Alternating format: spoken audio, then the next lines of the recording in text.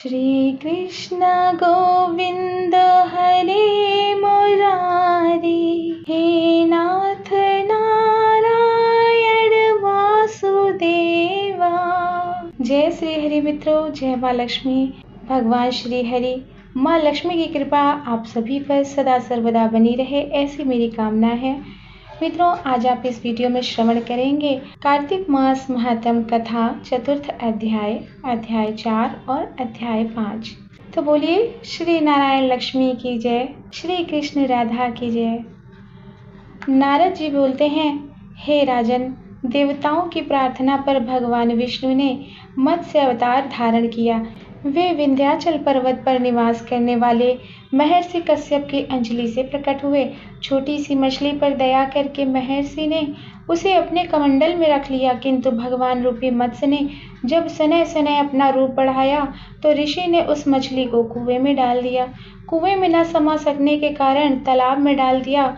जब वह मछली तालाब में भी न समा सकी तो अंत में उसे ले जाकर सागर में डाल दिया। तब वहां भगवान ने विराट रूप धारण कर शंखासुर दैत्य को अपने हाथों से दबाकर मार डाला और उसको हाथों में दबाए हुए ही वे जल से निकलकर बद्री वन पहुंचे। भगवान को बद्री वन में आया देख वहां पर ऋषि मुनि सभी दर्शन हेतु एकत्र हुए। तब भगवान ने कहा, हे ऋषि जनों, शंखासुर दैत्य से भयभीत होकर बीज मंत्र सहित वेद जल में छिप गए थे, अतः अब उनको तुम लोग जल से निकाल लाओ। मैं तब तक देवताओं के सहित यहीं प्रयाग में निवास करूंगा। हे राजन, उन तपस्वी ऋषियों ने भगवान के आदेश पर शीघ्र ही मंत्र सहित वेदों का उद्धार कर दिया। जिस ऋषि ने जो भाग जल से बाहर निकाला वह वेद भाग उसी के नाम से विख्यात हुए। ऋषियों ने वेदों को लाकर भगवान के सम्मुख रखा। वेदों को पुनः प्राप्त करके ब्रह्मा जी तथा समस्त देवता अत्यंत प्रसन्न हुए और उन्होंने अश्वमेघ यज्ञ किया। उस यज्ञ में समस्त देवता गंधर्व आदि उपस्थित हुए। देवताओं ने भगवान की स्तुति करते हुए कहा, हे देवेश, आपने हम सब पर कृपा करके वेदों का उद्धार किया है। हमने नष्ट हुए वेदों को पुनः पाया है और पुनः यज्ञ फलों को प्राप्त किया है। आप हम पर प्रसन्न होकर हमें यह वर दें कि यह स्थान जहाँ हमने वेदों को पुनः प्राप्त किया है और यह महीना जिसमें वेदों का उद्धार हुआ है महान पुण्यशाली हो। इस स्थान और मास का सेवन करने वाला प्राणी ब्रह्म हत्या जैसे पाप से मुक्त हो सके और इन दोनों का फल अक्षय हो। देवताओं की मनोकामना को पूर्ण करने वाले श्री हरि ने तब हंसकर कहा, हे देवगणों और ऋषिजन, तुम जो चाहते हो वही होगा। यह स्थान ब्रह्म क्षेत्र के नाम से विख्यात होगा। जब सूर्यवंशी राजा भागीरथ गंगा जी को पृथ्वी पर लाएंगे तो इसी स्थान पर गंगा जी का सूर्यपुत्री यमुना जी का संग होगा। यह स्थान तीर्थराज प्रयाग के नाम से विख्यात होगा। इस स्थान पर किए हुए धर्म कर्म यज्ञ आदि अनंत पुण्य देने वाले कर्म होंगे। जन्म जन्मांतरों में किए हुए पाप भी इस स्थान के दर्शन मात्र से नष्ट होंगे। जो प्राणी इस स्थान पर शरीर को त्यागेंगे वे निश्चय ही मेरे को प्राप्त होंगे। जो इस स्थान पर श्राद्ध करेंगे उनके पितृगण अपने पापों से मुक्त हो मेरे लोक को प्राप्त होंगे। माघ मास की मकर संक्रांति को यहाँ संगम के जल में स्नान करने वाला प्राणी अपने समस्त पापों को नष्ट कर मेरे लोक को प्राप्त होगा।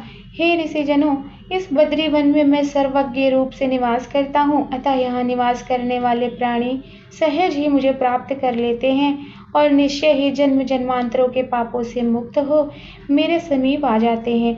सूत जी कहते हैं, हे ऋषिजनों, इस प्रकार देवताओं को समझाकर और तीर्थराज प्रयाग का महत्व बताकर भगवान विष्णु ब्रह्मा जी सहित अंतर्ध्यान हो गए। हे मुनियों, ये कथा महान फल देने वाली है। जो प्राणी इसको पढ़ते सुनते और सुनाते हैं उनको प्रयागराज और बद्री वन में निवास करने का अक्षय पुण्य प्राप्त होता है। उनके समस्त पाप सहज ही नष्ट हो जाते हैं और वे मोक्ष प्राप्त कर भगवान श्री विष्णु के चरण कमलों में स्थान पाते हैं। चतुर्थ अध्याय यहीं पूरा होता है। आइए श्रवण करते हैं अब अध्याय 5। नारद जी के वचन सुनकर राजा पृथु ने कहा, आपने कार्तिक मास के महान फल का वर्णन किया है, अब कृपा करके इस परम पुनीत मास को सेवन करने की उत्तम विधि का भी वर्णन करें। नारद जी कहते हैं, हे राजन, तुम भगवान विष्णु के अंश से उत्पन्न हो, अतः तुमसे कोई भी बात छिपी नहीं है। तथापि मैं तुमको इस मास की सेवन विधि वर्णन करता हूँ।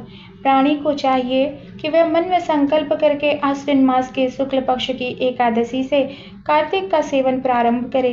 प्राणी को चाहिए कि एक प्रहर रात्रि शेष रहते वह शैया को त्याग दे और जल का पात्र लेकर शौच के लिए निर्जन स्थान में जाए। प्रातः के समय उत्तर दिशा और सायंकाल को दक्षिण दिशा की ओर मुख करके बैठे। मुख को शुद्ध करने के लिए नीम, गूलर, कीकर आदि की दातून करे। बिना मुख शुद्ध किए वेद मंत्र उच्चारण करने का कोई फल नहीं मिलता। प्रतिपदा, अमावस्या, नवमी, षष्ठी, सोमवार तथा सूर्य और चंद्र ग्रहण के दिन दातून करना वर्जित है। सदैव उत्तम वृक्ष की दातून करे। कभी भूलकर भी कटेरी, संभालू, कपाल, पीपल, बट, अरंड और गंधहीन वृक्षों की दातून का प्रयोग न करें। शौच, दातून आदि से निवृत्त होकर प्राणी को चाहिए कि स्नान करने के बाद वह मंदिर में जाए। भगवान विष्णु या भगवान शिव की पूजा के लिए फल, फूल, धूप, दीप आदि वस्तुएं साथ ले जाएं। वहां प्रथम भगवान का पूजन करें, भगवान की स्तुति करें और तब मन को स्थिर करके प्रभु के भजन गाएं। वीणा, मृदंग, ताल आदि संगीत वाद्यों के साथ भगवान का भजन व कीर्तन करें। अपने मन को भगवान के चरणों में लगाकर मुख से हरि कीर्तन करें। देव स्थान में इस प्रकार कीर्तन करने वाले भगवान विष्णु के स्वरूप होते हैं। सतयुग में भगवान प्राणी के तप, यज्ञ, दान आदि कर्म करने से जितने प्रसन्न होते हैं, उतने ही वे कलयुग में भजन कीर्तन आदि करने मात्र से हो जाते हैं। हे राजन, मैंने उत्सुकतावश एक दिन भगवान श्री हरि से प्रश्न किया कि आप कहाँ निवास करते हैं, तो भगवान ने प्रसन्न होकर मुझे बताया, न हम वसामि वैकुंठे योगिनां हृदये न च मद्भक्तः यत्र गायन्ति तत्र तिष्ठामि नारद।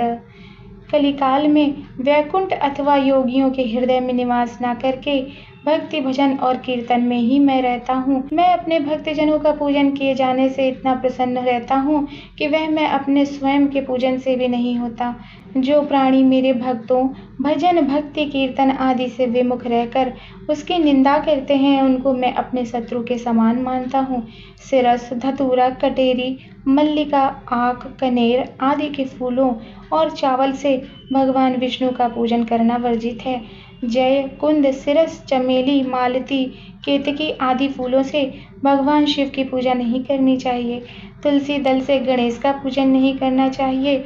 धूप से दुर्गा और अगस्त के पुष्पों से सूर्य का पूजन करने वालों को लक्ष्मी प्राप्त नहीं होती। अतः जिन पुष्पों का निषेध है, उनका देव पूजन में कदापि प्रयोग नहीं करना चाहिए।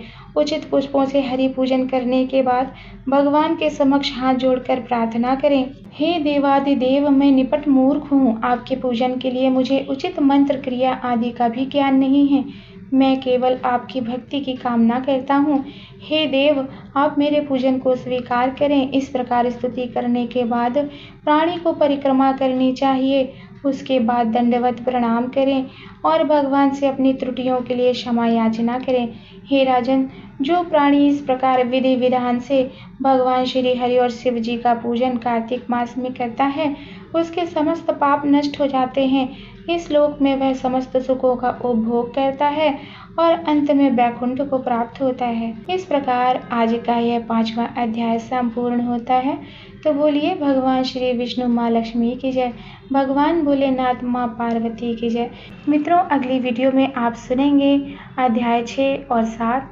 तब तक के लिए धन्यवाद। मित्रों, यदि वीडियो अच्छी लगती है तो चैनल को सब्सक्राइब कीजिएगा, लाइक शेयर कीजिएगा, कमेंट बॉक्स में हर हर महादेव, जय श्री हरि अवश्य लिखिएगा।